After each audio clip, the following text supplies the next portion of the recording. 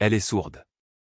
Nous ne pouvons pas élever un enfant handicapé, a dit mon fils à propos de sa fille nouveau-née. Nous l'avons donnée à l'adoption, tu ne peux rien y faire.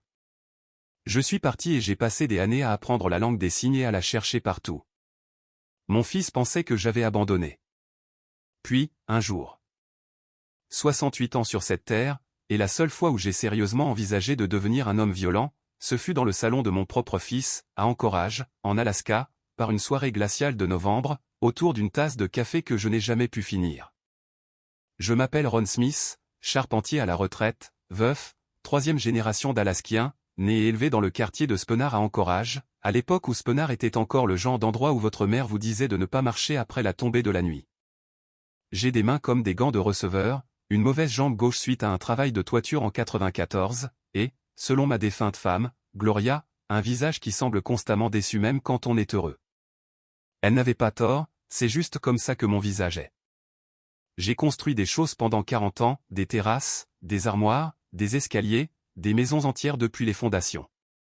Je comprends les murs porteurs, je sais quelles articulations tiennent et lesquelles échouent, je comprends qu'on ne peut pas précipiter le bon travail, que la patience n'est pas une faiblesse, et que la partie la plus importante de toute structure est celle que personne ne voit jamais.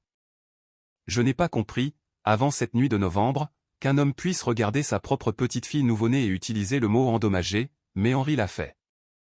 Et ce fut la nuit où je suis sorti de sa maison, je suis retourné chez moi sur Raspberry Road, je suis resté dans mon atelier jusqu'à 3 heures du matin à construire un petit cheval à bascule en bois que je n'avais personne à qui donner, et j'ai décidé tranquillement, sans drame. Comme je décide la plupart des choses, que j'allais trouver cette petite fille, même si cela prenait le reste de ma vie. Cela a pris 9 ans. Chaque année en valait la peine. Bienvenue à la véritable vengeance de papa. Prenez vos encas, installez-vous confortablement, et rappelez-vous, les personnes dans ces histoires ont eu toutes les chances de bien se comporter. Elles ont juste fait le mauvais choix. Laissez un commentaire et assurez-vous de vous abonner. Vous allez adorer. Laissez-moi vous présenter tous ceux qui sont au cœur de cette histoire. Henri Smith, mon fils, 41 ans au moment de la fin de cette histoire, directeur régional d'une société immobilière commerciale du centre-ville, sur la 5e avenue. Beau, d'une manière affûtée et impatiente, qui fait que les gens le pensent compétent avant qu'il n'ouvre la bouche. Il a hérité de mon ambition et de sa froideur d'un endroit que je n'ai toujours pas identifié. Sa mère disait toujours qu'il était sorti du ventre en calculant déjà. Elle le disait avec affection. J'ai arrêté de le dire avec affection quelque part autour de novembre de cette année-là. Jennifer Smith, la femme d'Henri. Mince, prudente, le genre de femme qui s'excuse avant de vous demander de passer le sel. Elle a accepté l'adoption comme elle acceptait la plupart des choses qu'Henri décidait, en silence, les mains jointes et la mâchoire serrée. Je l'ai blâmé également pendant 9 ans. Puis j'ai découvert quelque chose qui a rendu toute l'équation plus compliquée. Plus d'informations à ce sujet plus tard. Cynthia, ma petite fille, née un jeudi matin au Providence Alaska Medical Center sur Debar Road, 3 semaines en avance, avec les yeux de sa grand-mère et le menton têtu de son arrière-grand-mère, et une perte auditive bilatérale profonde que les médecins ont identifiée dans les 48 heures. Elle pesait 6 livres et 2 onces. Je l'ai tenue pendant exactement 1 heure avant que le monde ne bascule. Elle sentait quelque chose de tout neuf. Elle a enveloppé tout son poing autour de mon index et s'est accrochée. Henri l'a appelée endommagée. Je l'ai appelée la meilleure chose que j'ai jamais touchée. Benjamin, 14 ans quand je l'ai rencontré. Sourd de naissance, aussi vif qu'un ciseau fraîchement aiguisé, plus drôle que quiconque de son âge n'avait le droit de l'être, et porteur d'une colère particulière qui vient de grandir dans un monde qui le sous-estime constamment. Il n'avait pas de père dans le tableau. Il a commencé à traîner autour de mes sessions de bénévolat à l'atelier, comme un chat errant qui prétend ne pas avoir besoin de vous, tout en ayant clairement besoin de vous. Il a tout changé sans jamais le vouloir. Gloria Smith, ma femme, partie 6 ans après le début de la recherche. Cancer du sein. Rapide et impitoyable, comme les hivers de l'Alaska sont rapides et impitoyables. Elle m'a fait promettre, 3 jours avant la fin, que je ne cesserais pas de chercher. Je lui ai dit que je n'avais jamais envisagé d'arrêter. Elle a souri et a dit, « Je sais. Je voulais juste t'entendre le dire. » Je lui parle depuis, principalement dans l'atelier où la sueur est si épaisse qu'elle ressemble à une présence. C'est cet appel téléphonique qui a tout déclenché. Henri m'a appelé cet après-midi-là et m'a demandé de venir. Lui et Jennifer habitaient dans le quartier de la colline, à l'est d'Anchorage, où les terrains sont plus grands, les allées peuvent accueillir 2 voitures, et les gens mettent des ours en pierre décoratifs sur leur porche. Le genre de quartier qui vous fait sentir que tout est en ordre, correct et bien. Rien de cette nuit n'était bien. Jennifer a ouvert la porte, l'air d'avoir pleuré pendant des heures et de faire semblant de ne pas l'avoir fait. J'ai remarqué. J'ai toujours remarqué des choses comme ça. Je ne savais juste pas encore pourquoi elle pleurait. Henri était dans le salon, debout. Les gens sont debout quand ils sont sur le point d'annoncer une nouvelle pour laquelle ils ont déjà décidé que vous n'aviez pas votre mot à dire. Papa, dit-il, nous devons te dire quelque chose à propos du bébé. Le bébé avait 3 jours, toujours à l'hôpital. J'y étais allé tous les jours, pressant mon visage contre la vitre de la pouponnière, comme un idiot amoureux, ce que j'étais. Qu'est-ce qui lui arrive? Henri regarda Jennifer. Jennifer regarda le sol. Henri me regarda de nouveau. Elle est sourde, papa.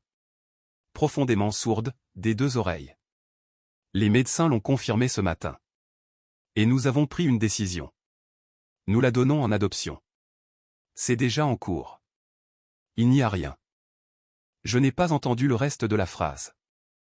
Non pas parce que je suis sourd, mais parce que quelque chose s'est passé dans ma poitrine qui était si fort que tout le reste a été étouffé. Un genre de rugissement intérieur, comme si je me tenais à côté d'un glacier se jetant dans l'océan. Qu'est-ce que tu viens de me dire? Papa, écoute. Qu'est-ce que tu viens de dire? Il se redressa. Il fit ce qu'il faisait depuis qu'il avait 16 ans, où il mettait ses épaules en arrière et son visage devenait impassible, et il devenait très, très calme, d'une manière qui signifiait qu'il avait pris sa décision et que vos sentiments ne faisaient pas partie du calcul. Nous ne pouvons pas élever un enfant endommagé, papa. Nous ne sommes pas équipés. Nous ne connaissons pas la langue des signes. Nous n'avons pas les ressources ou là. Ce n'est pas un jugement. C'est pratique. Elle pèse 6 livres et 2 onces, et elle a les yeux de ta grand-mère, et tu es debout dans ton salon à la traiter des endommagés. Papa. Elle a serré ma main autour de mon doigt, Henri. Silence. Jennifer a fait un son qui n'était pas tout à fait un mot. La mâchoire d'Henri s'est serrée. L'adoption est déjà arrangée, dit-il. Adoption fermée, privée. C'est fait. Il n'y a rien que tu puisses faire. J'ai regardé mon fils longuement. Je l'ai vraiment regardé.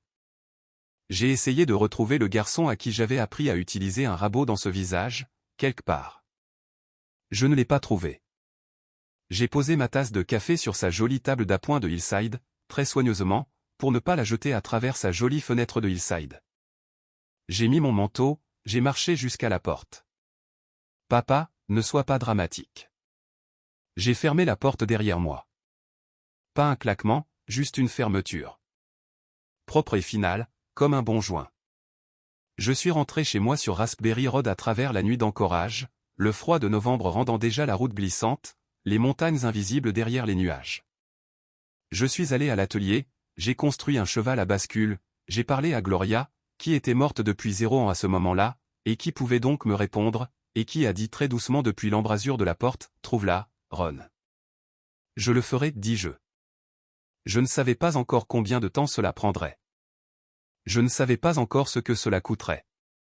Je ne savais pas encore que la réponse était à 22 miles de là, dans un tiroir de cuisine, dans une enveloppe à mon nom depuis 9 ans. Mais je m'avance. De la première à la 3e année après la naissance de ma petite fille, j'ai appris. L'Anchorage Community and Technical College, sur Providence Drive, propose un cours de formation continue en ASL les lundis et mercredis soirs. 32 $ le crédit. Le cours se déroule dans une salle éclairée au néon qui sent les marqueurs effaçables à sec et la moquette industrielle. Et le premier soir où j'y suis entré, j'étais entouré de jeunes de 19 ans qui le suivaient parce qu'ils pensaient que ce serait intéressant. Je le suivais parce que quelque part, une petite fille ne pouvait pas entendre, et personne dans sa famille biologique n'avait pris la peine d'apprendre à lui parler. Et j'avais décidé que j'allais être l'exception à cela. L'instructrice, une femme sourde nommée Patricia, qui a communiqué par l'intermédiaire d'un interprète pendant les 3 premières sessions, jusqu'à ce qu'elle décide que nous étions prêts pour l'immersion, m'a regardé le premier soir avec une expression que je reconnaissais.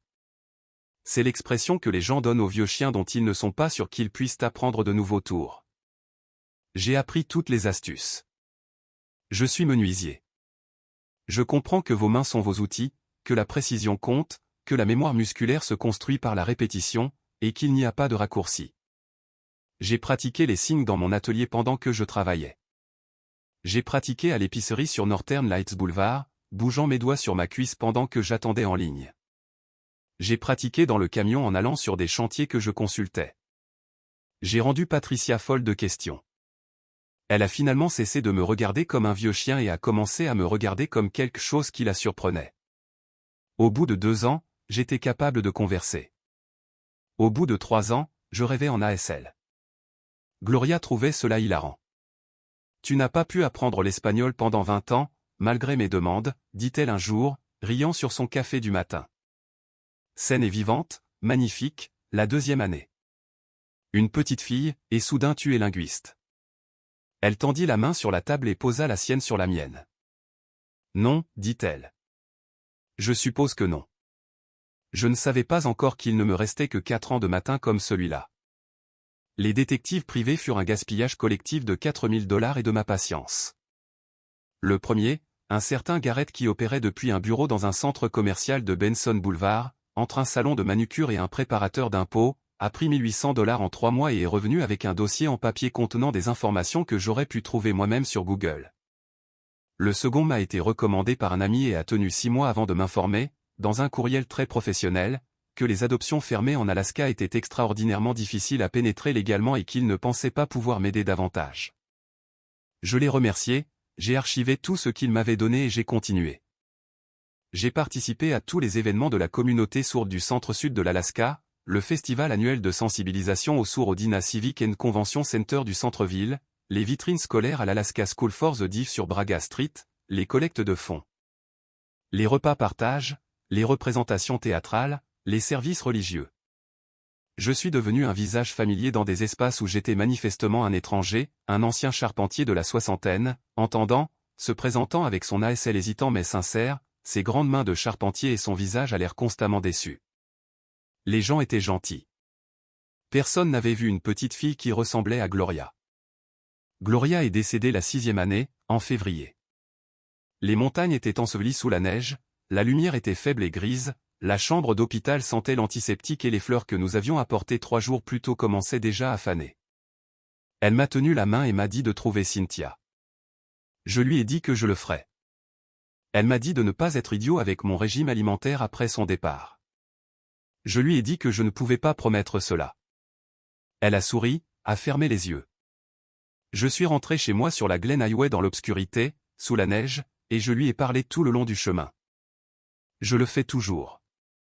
Henri est venu aux funérailles. Jennifer a pleuré. Nous nous sommes tenus au bord de la tombe au Angelus Memorial Park, sur la colline au-dessus de la ville. Toute la silhouette d'Anchorage s'étalait en contrebas comme une excuse. Et Henri posa sa main sur mon épaule et dit, « C'était une femme formidable, papa. » Je ne lui ai pas dit ce que je faisais. Je ne lui avais rien dit pendant 6 ans. Il pensait que j'avais accepté. Il pensait que le vieux Ron avait fait la paix, tourné la page, trouvé du réconfort auprès des petits-enfants auxquels il avait accès. Les 2 plus jeunes d'Henri, un garçon et une fille, parfaitement sains, parfaitement entendants, grandissaient dans la maison de la colline sans une sœur dont ils ignoraient l'existence. Rien que d'y penser, ma mâchoire se crispe encore. J'ai continué à chercher. Je me suis inscrit à tous les registres de retrouvailles d'adoption que j'ai pu trouver. Le registre volontaire de l'Alaska, les bases de données nationales, les communautés en ligne. J'ai publié des avis soigneusement formulés dans les bulletins d'information de la communauté sourde. J'ai assisté à une conférence sur les droits des adoptés à Juneau et je me suis assis au fond pour écouter les gens parler des dossiers scellés et de la cruauté fondamentale des systèmes qui traitent l'origine humaine comme une information classifiée. Rien pendant 9 ans. Rien. Et puis j'ai commencé à faire du bénévolat à l'école des sourds de Sevieux. La 9e année, l'année où j'ai rencontré Benjamin, l'école de Sevieux était située dans une rue calme du quartier Midtown d'Anchorage, à 10 minutes en voiture de ma maison. Ils avaient besoin de bénévoles pour leur programme d'enrichissement après l'école. Quelqu'un avait mentionné qu'ils essayaient de lancer une composante de menuiserie et n'avaient pas d'instructeur. Je suis arrivé un lundi après-midi de mars avec mon propre ensemble d'outils à main et absolument aucune attente que cela mènerait nulle part, sauf à quelque chose d'utile. Benjamin était assis au fond de l'atelier, les pieds sur un établi qui n'était pas le sien, mangeant des chips d'un sac avec l'agressivité désinvolte d'un adolescent qui veut que vous sachiez qu'il n'est pas intéressé. Il avait 14 ans, les cheveux foncés, maigres, portant un sweat à capuche qui avait connu de meilleures décennies. Il leva les yeux quand j'entrai, me jaugea en environ 2 secondes, et signa avec l'éloquence particulière d'un enfant qui avait été sous-estimé toute sa vie, « T'es le gars menuisier. » Oui, je signai en retour. « T'es le gamin qui mange des chips sur mon établi. » Il baissa les yeux vers ses pieds, releva la tête, un petit sourire. Presque immédiatement disparu, car il avait une réputation à maintenir. « Votre ASL est plutôt bon, signa-t-il, pour un vieux. Vos manières sont plutôt mauvaises, je signai en retour, pour tout âge. Il rit. Il ne put s'en empêcher. Il le couvrit d'une toux qui ne trompa personne. Nous allions nous entendre. Benjamin avait les mains de quelqu'un qui serait bon à ce genre de travail. Des mains patientes, des mains précises, des mains qui voulaient s'occuper. Sa situation familiale était compliquée, il en parlait de manière détournée plutôt que directement, comme le font les enfants quand ils ont honte de circonstances qui ne sont pas de leur faute. Sa mère travaillait 2 emplois. Son père était un concept plutôt qu'une personne. Il prenait le bus de ville jusqu'à Seaview tous les jours depuis son complexe d'appartements de Mountain View. Il a commencé à rester tard après le départ des autres enfants. Nous travaillions et signions en même temps, ce qui demande une coordination spécifique qu'il trouvait hilarante quand je me trompais. Il m'a appris l'argot, spécifiquement le genre d'argot signé que Patricia du collège communautaire n'avait absolument pas abordé et que je ne reproduirai pas ici, car une partie était vraiment inappropriée. Et j'avais 50 ans de trop pour l'utiliser sans avoir l'air d'avoir eu un accident vasculaire cérébral. Je ne lui ai pas dit pourquoi j'avais vraiment commencé à venir à Seaview. Je ne l'ai dit à personne. C'était un pari tellement improbable qu'il était pratiquement horizontal. Puis, un jeudi après-midi d'octobre, 9 ans et 11 mois après le début de ma recherche, Benjamin m'a montré une photo sur son téléphone. Il faisait défiler des photos d'un week-end de retraite de jeunes sourds au lac Eklutna.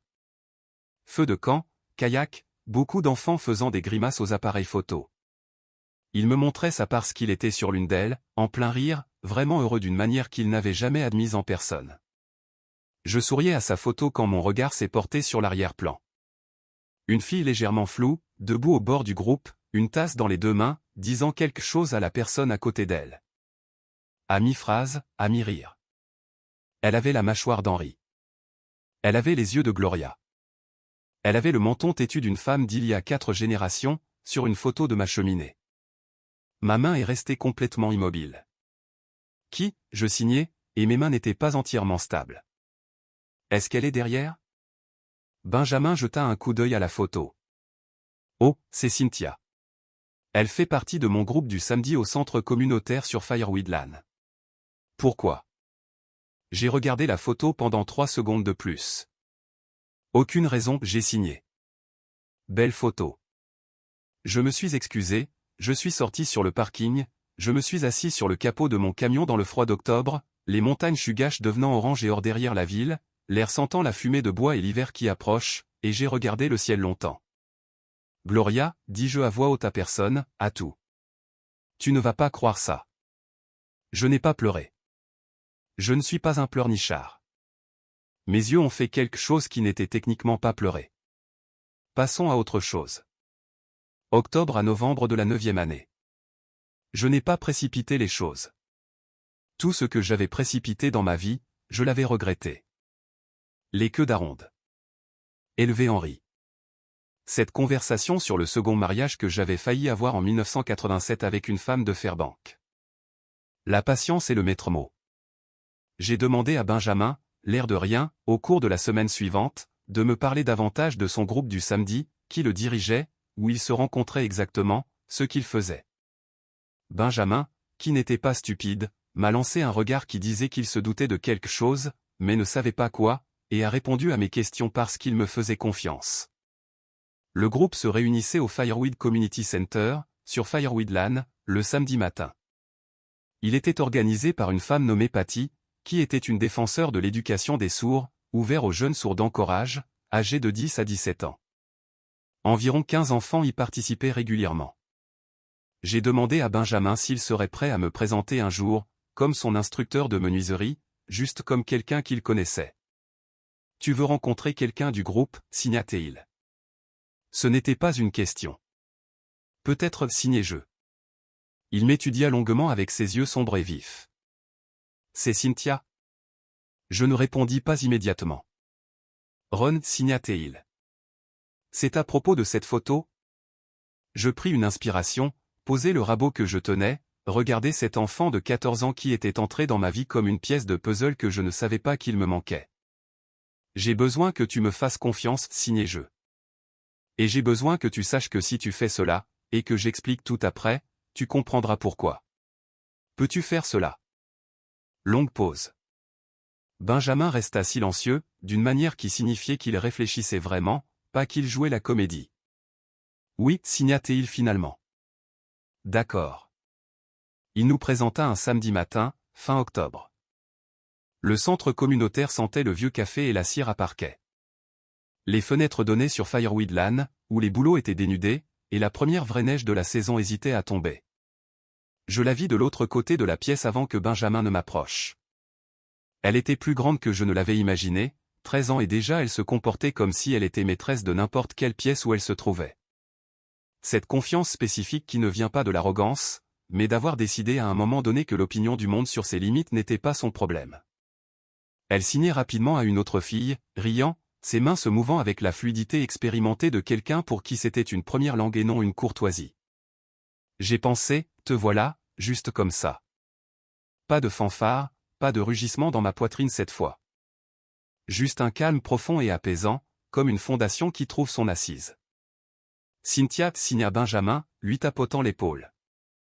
Voici Ron. C'est le charpentier dont je t'ai parlé. C'est lui qui m'a appris à faire le bol. Elle se tourna, me regarda avec des yeux glorieux, tendit la main, pas pour un salut, mais pour une vraie poignée de main, comme une personne qui voulait dire des affaires. Benjamin dit que c'est toi qui lui as appris à faire le petit bol en bois, signa-t-elle après que je lui ai serré la main. C'était du très bon travail. Je ris à voix haute, me surprenant moi-même. Merci, signai-je. Il a fait la plupart du travail lui-même.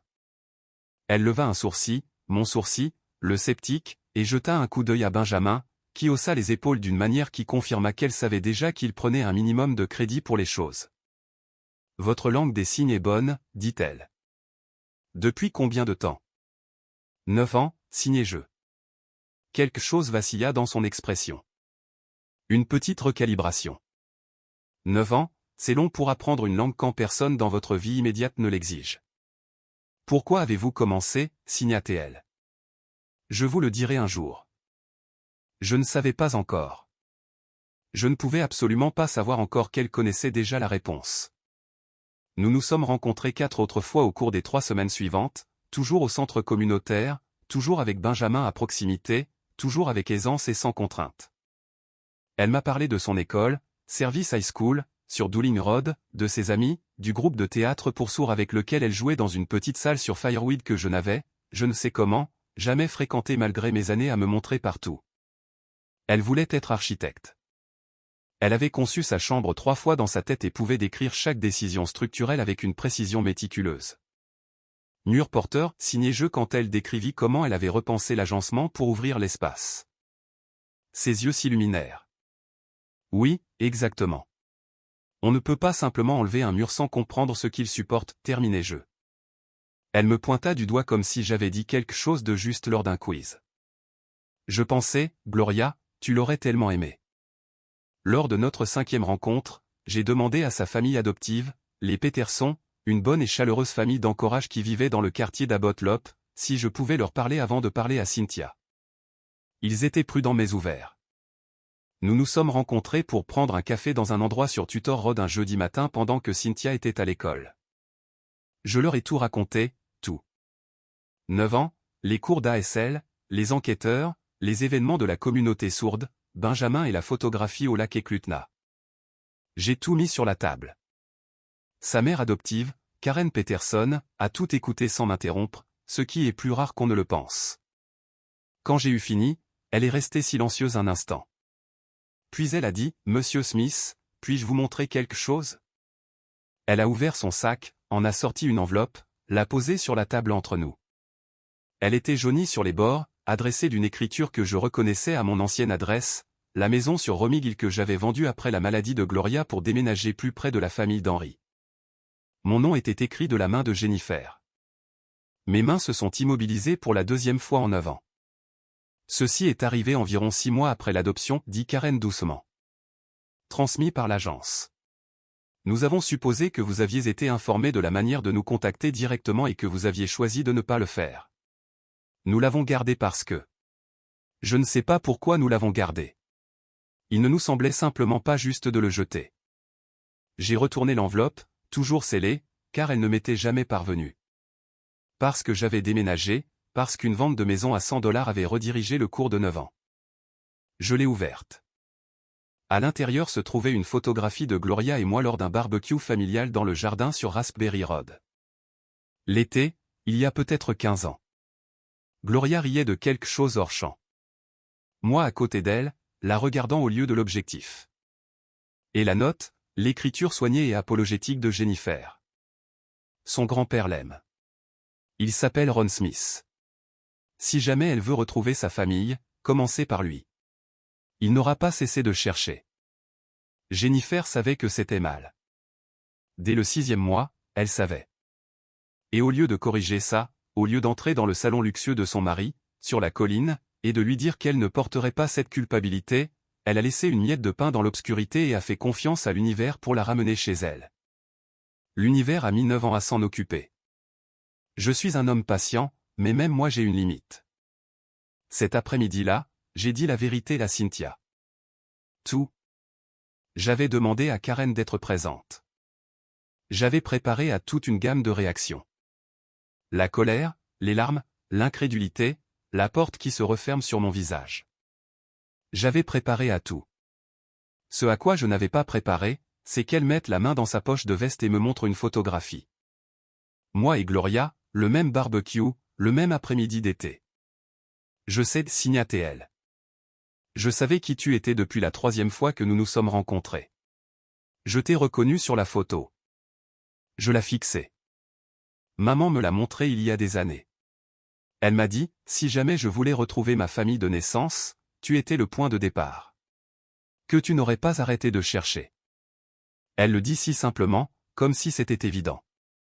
Comme si, bien sûr, c'est comme ça que ça s'est passé. Tu m'as laissé comprendre par moi-même, je signais. Je voulais d'abord voir quel genre de personne tu étais, signait-elle. Avant de décider. Un coin de sa bouche se souleva. Tu es bien, signait-elle. Grand compliment. Je le prendrai. Je veux être très clair. Ce que j'ai fait ensuite n'était pas impulsif. Les gens impulsifs renversent les tables et envoient des SMS en colère. Je suis menuisier. J'ai mesuré 2 fois. J'ai coupé 1 fois. J'ai passé 1 an à être le grand-père de Cynthia de toutes les manières qui comptent avant de toucher à quoi que ce soit en rapport avec Henry et Jennifer. Ses spectacles scolaires à Serviceaille. Sa production théâtrale pour sourds au Fireweed, où elle a joué un rôle principal et a signé avec une précision si féroce que des adultes dans le public ont pleuré, et elle n'en a pas été du tout troublée. La pêche au lac Eklutna en juin, où elle a attrapé un saumon plus gros que moi et en était insupportablement fière. Les samedis matins dans mon atelier sur Raspberry Road, elle en face de moi sur l'établi, lunettes de sécurité sur le nez, luttant avec les joints et gagnant. J'ai tout photographié, comme le font les grands-pères fiers. Naturellement, sans ordre du jour, juste un homme qui collecte des preuves de sa chance.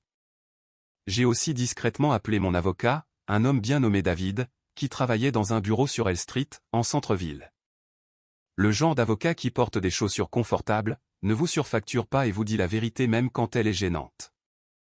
Nous avons eu une longue conversation. J'ai fait quelques changements. Ma maison sur Raspberry Road, les économies, l'atelier et tous les outils qu'il contient, les investissements que Gloria et moi avions faits avec soin pendant 40 ans de menuiserie et d'enseignement à 2 revenus. Tout cela, dans le document révisé, allait à Cynthia et à Benjamin, partagé également avec des dispositions pour l'éducation et l'achat d'outils professionnels, car je savais ce que de bons outils signifiaient pour un jeune qui travaillait de ses mains. Le nom d'Henry fut retiré sans cérémonie, ni annotation, ni excuse. David me regarda par-dessus ses lunettes de lecture quand ce fut fait. Tu es sûr de ça? Je dis, il acquiesça. Signe les documents. C'est fait. Puis j'ai appelé Henri et je l'ai invité, ainsi que Jennifer, à dîner. Occasion spéciale, dis-je. Juste nous trois, pas d'enfants. Sa voix au téléphone était satisfaite, de cette manière particulière qui signifiait qu'il avait déjà commencé à calculer mentalement. Henri pensait toujours que chaque rassemblement était une opportunité. Celui-ci l'était, mais pas l'opportunité qu'il imaginait. J'ai bien cuisiné. Les bons plats de Gloria sortis du buffet. Des bougies sur la table, comme si des adultes vivaient ici. La maison sur Raspberry Road, propre et chaude contre le froid de décembre, la lumière de l'atelier brillant par la fenêtre arrière, les montagnes invisibles dans l'obscurité au-delà de la ville. Henri arriva l'air d'un homme qui s'attendait à de bonnes nouvelles. Jennifer arriva l'air d'une femme qui s'attendait à toute autre chose. Elle avait cet air depuis 9 ans. Je compris le regard de quelqu'un qui attend qu'une facture arrive à échéance. Nous avons mangé. Henri a parlé d'un accord de développement commercial sur lequel il travaillait près de Sheep Creek. Jennifer a posé des questions polies sur mon genou. Le feu crépitait. Les bons plats brillaient. Tout était civilisé. Tout en surface. Le dessert débarrassé. J'ai dit, je veux vous montrer quelque chose à tous les deux. J'ai ouvert l'ordinateur portable sur la table, j'ai appuyé sur lecture. 93 secondes de vidéo. La performance théâtrale de Cynthia en octobre. La caméra la trouvait sur cette petite scène de Fireweed. Signant un monologue avec le genre de grâce féroce et spécifique qui fait oublier au spectateur de respirer. Son visage à la fin, illuminé, triomphant, complètement et entièrement vivant. La pièce devint silencieuse, comme une pièce le devient quand quelque chose de réel y entre. Le visage d'Henri. J'ai observé ce qui se passait. La couleur s'estompe, la mâchoire se relâche, les yeux faisant le calcul, sa mâchoire, les yeux de sa mère, le menton têtu d'une photo sur ma cheminée, et arrivant à une réponse pour laquelle il n'était pas prêt. La main de Jennifer se porta à sa bouche. Elle fit un son qui n'était pas un mot. Je fermai l'ordinateur portable, remplis mon café de la cafetière, me rasseyai sur ma chaise, laissant le silence faire son travail. Henri retrouva sa voix le premier. Elle sortit mal. Petite. C'est Cynthia son nom?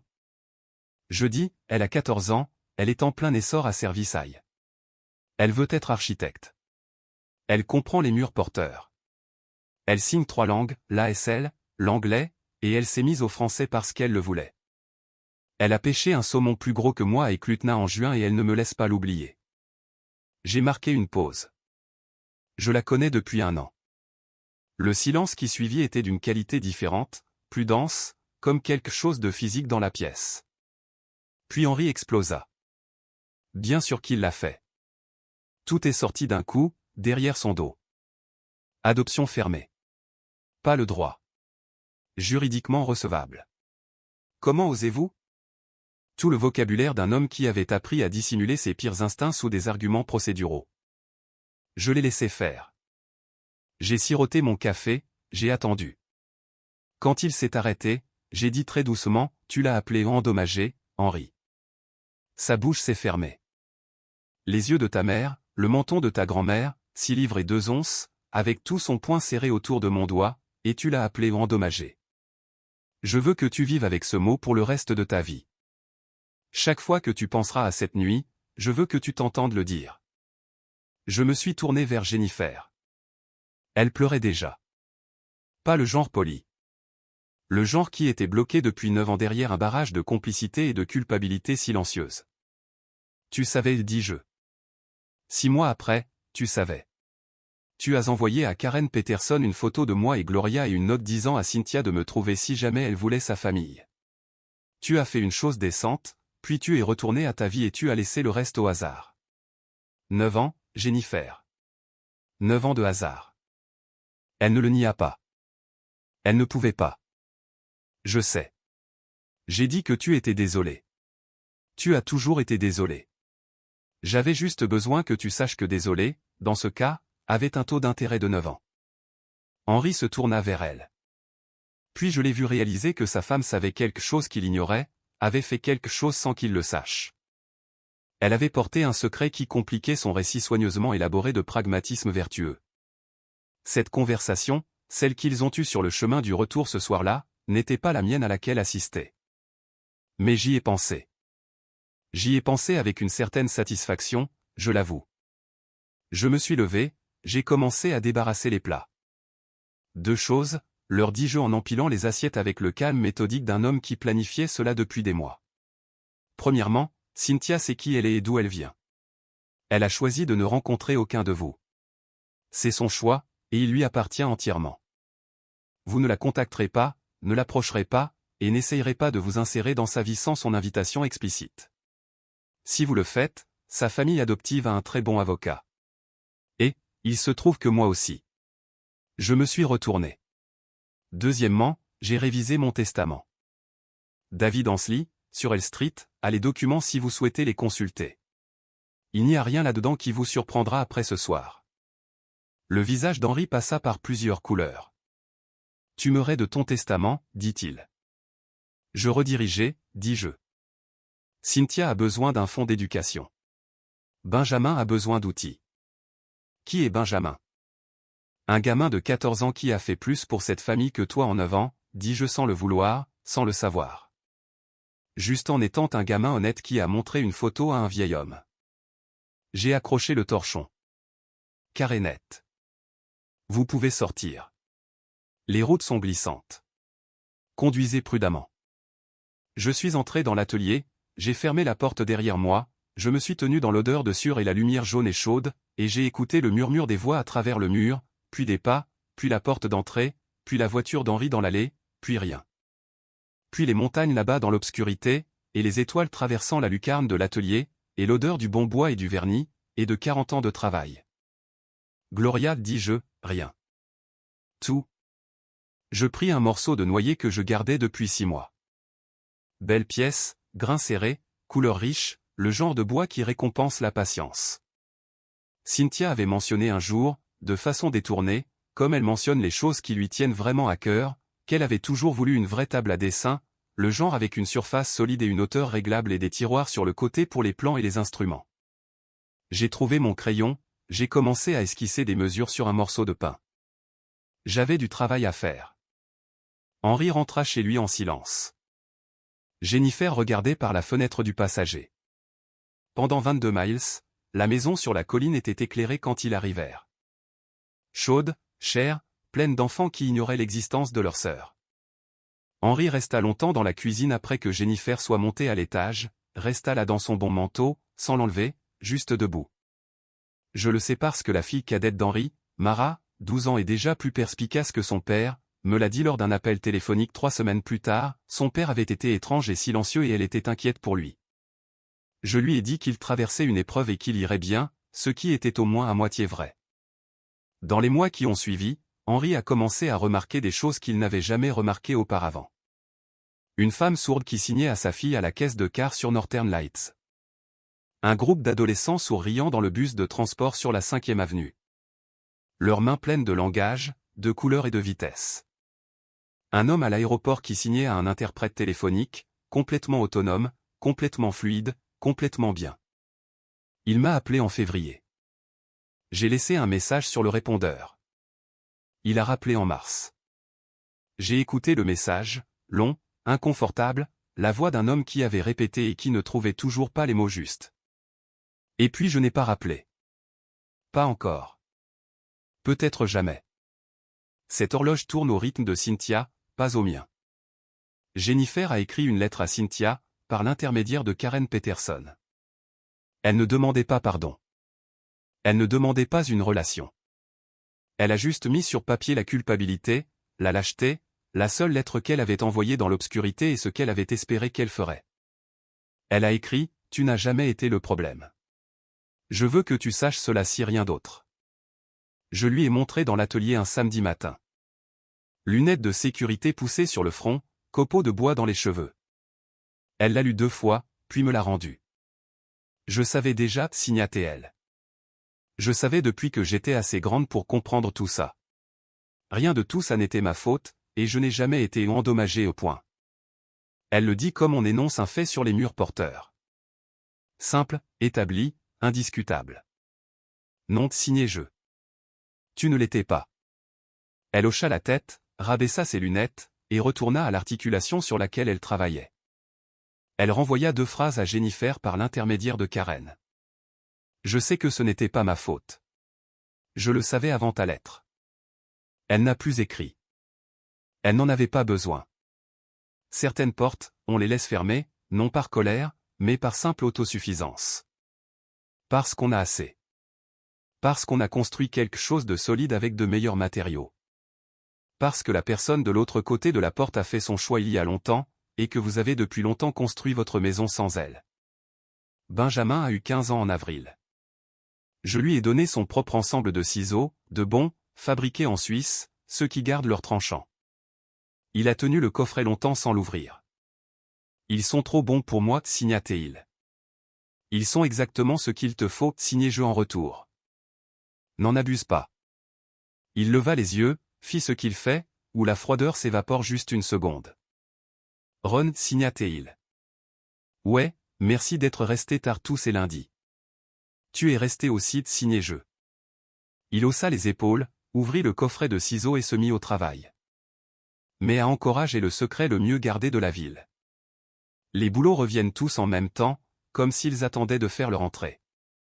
Les chugaches verdissent au-dessus de la ligne des neiges, et la lumière dure presque jusqu'à minuit, de cette longue façon dorée qui vous fait comprendre pourquoi les gens restent ici malgré les hivers. L'obscurité et le froid qui s'infiltrent dans vos os en novembre et ne part complètement qu'à présent. Samedi matin, mon atelier sur Raspberry Road. La table à dessin est terminée. Noyer massif comme une fondation. Hauteur réglable. 3 tiroirs avec des assemblages à queue d'aronde coupés à la main sur chacun. C'est la meilleure pièce que j'ai faite en 20 ans, peut-être jamais. Cynthia se tient de l'autre côté de l'établi, lunettes de sécurité sur le nez, travaillant sur une petite armoire qu'elle conçoit depuis 3 semaines. Son propre design. Des lignes épurées, des joints intelligents, rien de superflu. Elle prend une décision concernant un joint d'angle, l'exécute, le tient. Ajustement parfait. Les 2 pièces s'assemblent sans interstice. Elle me regarde par-dessus ses lunettes. Parfait, signe-t-elle. Je le prends d'elle. Je le tourne dans mes mains. Le joint est serré, fidèle et parfaitement ajusté. Le grain correspond. Elle y a réfléchi. Je le lui rends. Je hoche la tête une fois. Comme on hoche la tête quand quelque chose est vraiment, sincèrement non seulement bien, mais bon. Tu tiens ça de moi, je signe. Elle lève les yeux au ciel avec l'exaspération affectueuse de quelqu'un qui a déjà entendu ça. Et se remet au travail. Dans un coin de l'atelier, à peine visible sous une bâche, se trouve le cheval à bascule en bois que j'ai construit la nuit où je suis rentré de Providence, Alaska Medical Center il y a 14 ans. Avec rien d'autre qu'un ensemble de mains de charpentier et une décision, poussiéreux, patient, toujours en attente, Cynthia l'a repéré il y a 3 semaines et a posé des questions. Je lui ai raconté l'histoire.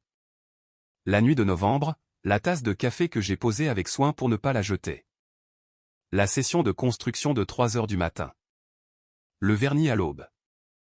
Elle est restée silencieuse un instant. Tu l'as fait cette nuit-là? Pour qui l'as-tu fait?